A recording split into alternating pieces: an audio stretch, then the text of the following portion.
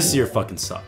That's a fact. But another fact is that where there is big suck, there's also big learning. Now, we talked a lot on this channel about habits and willpower and all this stuff around the suckage, but we never really gotten down to the core of what sucks. I personally went through, on top of the things we already seen, a breakup as well as a death of somebody very close to me. And I know a lot of people have gone through much worse as well. And when you go through things like that, you start to wonder, like, what is the point?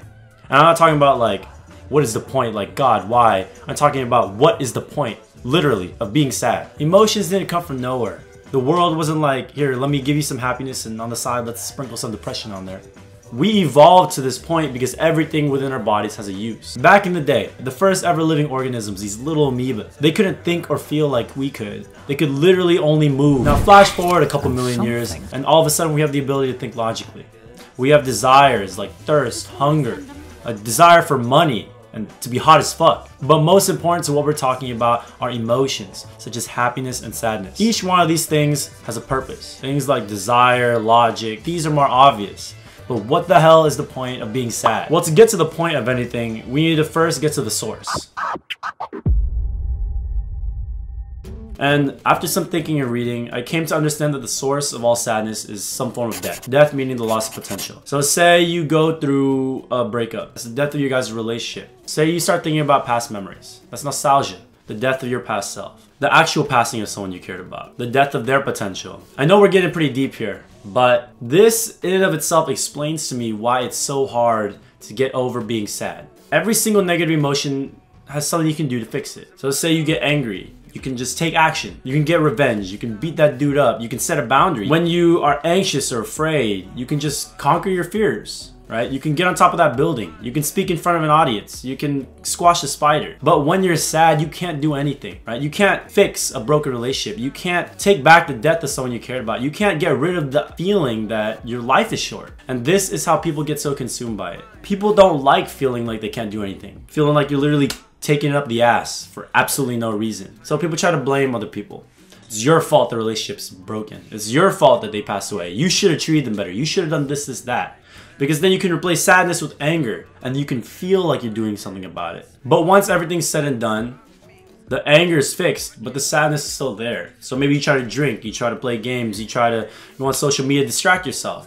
That doesn't work either. You guys get the deal. This is because the hardest part of dealing with sadness is understanding that there's nothing you can do about it. And honestly, it might not go away for a very long time. But once you accept these facts, then you start to understand, isn't that the point? Like, would you ever want to think of someone that you loved who passed away and feel nothing? Would you ever really want to think about old friends and lovers and memories that you used to have and feel the same way that you would if you were wiping the toilet bowl? This is why I realized that we need to start to shift our goals away from getting rid of the pain to fully understanding and experiencing it.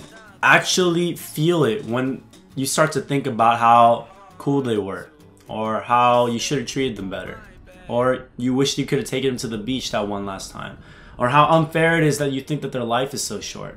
Take in those feelings and then understand that it really is no one's fault.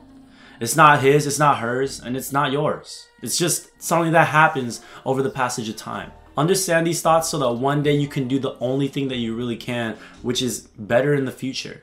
Accept these feelings and understand them, because once you accept them, you can turn that pain that you're feeling into a solemn appreciation. An appreciation of the fact that we even got to meet them at all. A chance to meet them and understand that their last gift to us was to teach us this lesson. A lesson to better appreciate the lives of everybody else around us, knowing that one day they might not be around anymore. A lesson to better appreciate our own lives as well. Understanding that we're just like everybody else with our own due dates. Knowing that this isn't just some accident, but an opportunity. An opportunity to play this great game that we found ourselves in, full of sights and sounds that we can experience, with knowledge that we can learn, with goals that we can chase, and relationships that we can build. Knowing that the point of the game was never even to win, but just to get a chance to play. Knowing that one day, it'll be someone else's turn to take our place at the board.